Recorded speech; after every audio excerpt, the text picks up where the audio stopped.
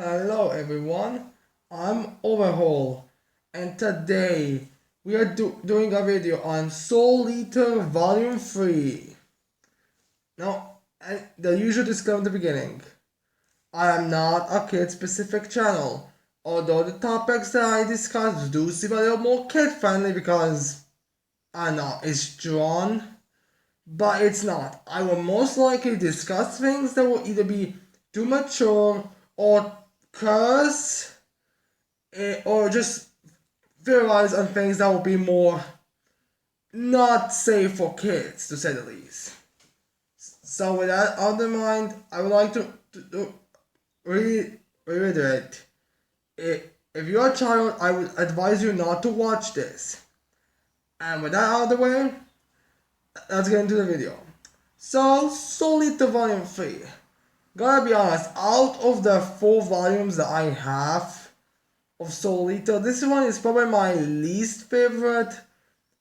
Mostly because I'm not really a big fan of the whole every story that's used in the story right now. But all things we go through. But let's go through things. In this story there are a couple of new characters. There's introduced a couple of characters who are gonna be more major in some other volumes. But let's get. In fact, I will only say there are only 2 new characters that are. Actually, 3 new characters who are actually important to talk about. First one is Excalibur, who appears in the first story that's in this volume. And the character is Gabi. It's kind of funny with Excalibur how he's basically supposed to be like when you think about Excalibur, you think of badass legend with Arthur, the Camelot. Like you think only the most badass stuff. The by this one, it's kind of like his build up. Like it's a sword, the legendary sword. By reality, it's a goofy concept that just getting people that would work on the same level with him is impossible. Which is a fine concept, but I feel like it was trying to be a little too obvious, and the goofy design is not really like goofy enough for it to really work. Honestly, it feels like a pretty standard, weird character coming in a misshapen world than anything else really. Then we have the character who I believe is called. Well, actually, I can't remember. What was Tsubaki's brother's name again? Wait, let me check quickly just so I can see. Um, where is his name? Like you would, I should probably have double checked. Where?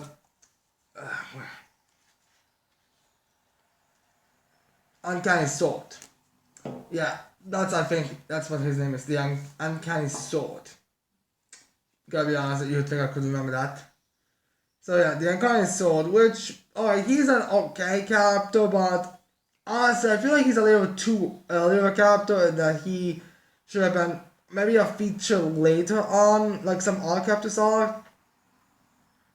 But yeah, it's supposed to be like a little mini arc, a little story with Tsubaki and to really develop the Blackstein Tsubaki's relationship. But yeah, that's pretty much all the Uncanny Sword is. And then my favorite character is Aruka the Frog, which honestly, Blair is a close second, but Aruka, just something about her is just so good. I don't know. It's like maybe the predominant human, but a little bit of frog aesthetic. It's maybe the little more cutesy scenes we see with her later. I don't know. It's just something about Aruka that I just love.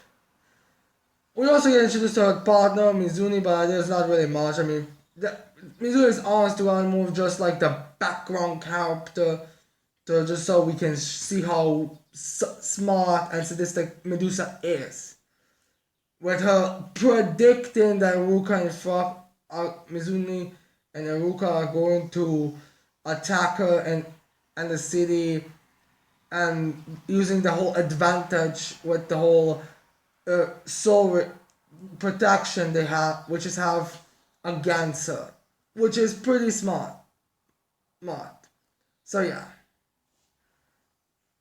So let's go for the story. So in the first story, like I said, we get introduced to Excalibur, where first we think he's this legendary weapon, this amazing thing, but it's revealed to be a goofy one, which is something that we could have kind of assumed. In fact, before the reveal, it's pretty obvious that's what is going to be the case, since that fairy they run into Kit and Black Star run into the fairy, which yes, in this one they also use the whole Black Star, no, Kit. Oh shit! Oh no, it's so dirty, no joke, which is honestly starting to get annoying. But yeah, we see where the fairy's like, yeah, like a disgusted face. It's kind of hard to see with the mask, but yeah. And then the characters be like, would sit be like, the uncanny sword. Well, you know what? I should probably not stretch overthink things. So yeah, it's kind of like that classic like, oh, you build up to something being awesome, but then it's like goofy. Yeah, it was pretty obvious with the face hole fold that that's going to pretty much be the case. So yeah, the Excalibur does show up later. I mean, just the volume cover is enough to prove it, but yeah, Excalibur was pretty much for nothing. We also get in that story like a little side focus on Soul and Maka after the whole deal with Chrono and Ragnarok, where they are suffering there's some problem, there's some trauma they are getting from it, which is logical. I mean, these two are young, they are not really the best. I mean, they are some of the best students, but again, they're young. They're not ready to like get the real hit. I mean, let's be fair here. The previous few volumes did not really establish the best. I mean, the previous two volumes didn't really establish the best showing of them being defeated. Like that defeat with Chrono was basically the first time they got a real ass kicking that they could die. I mean, you could say Stain's the same thing, but you know, Stain clearly wasn't going to go for the killing blows. In fact, the most he would probably do is knock you out violently, then put you in a laboratory, then experiment on you. And I remember they read Bleach and they found out about Mayori's character, so maybe that would be another thing. But yeah. And as for the previous stories we had the Jack the Ripper in the first story where they were not very much. In fact, the whole thing with Blair was pretty much Blair just messing with them until they found a way to get her doll, and then, well, now she's their pet, basically. I mean, which does make me wonder how that discussion went down.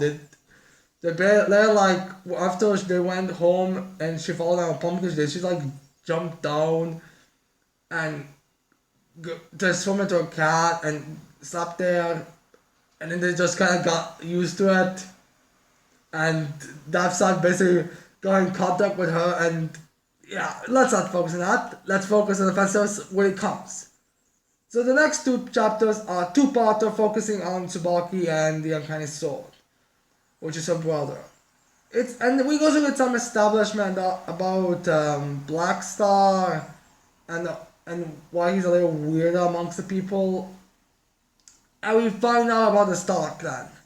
No, I am not exactly sure if the Star Clan does get evolved later on in the story, like if they show up later.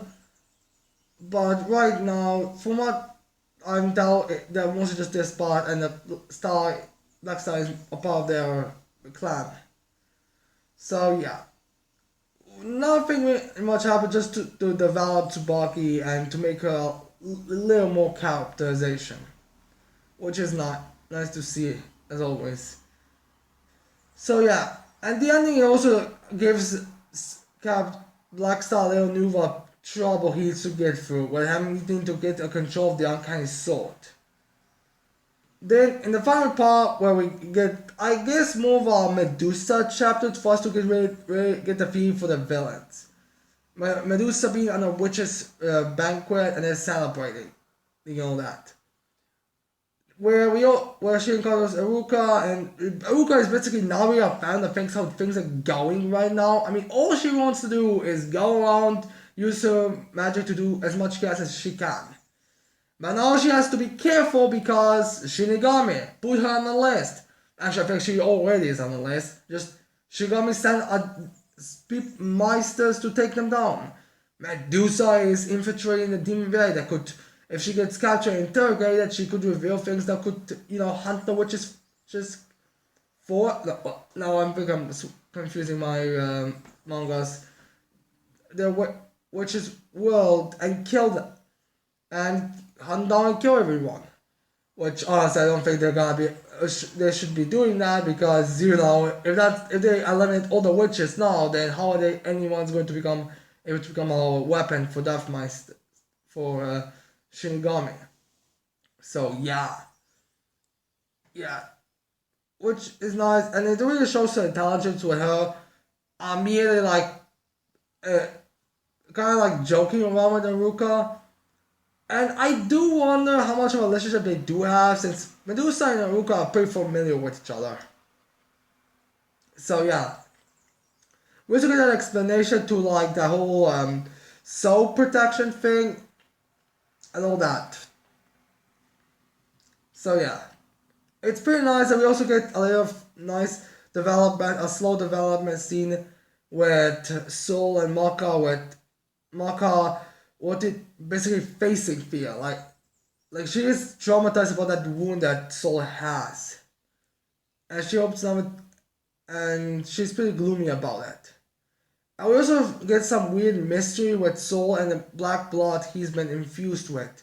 Because he has this weird dream with this weird devil with this weird music that he doesn't really like. I mean, he prefers it to what happens when he leaves the room, but he doesn't really like. So it's like pretty good establishing of a mystery. And yeah, this chapter is probably my favorite out of the entire volume. And not to mention the fact we get some Blair fan service, which is a must. Which does make me wonder why she was on the first volume with Solar Maka if she's just going to be a fan service character for most of it, but who knows, maybe later down the line she's a more important character. But yeah. Which is weird, I'm talking about a series that's already ended like a couple of years back. Like, I couldn't watch it, but who cares?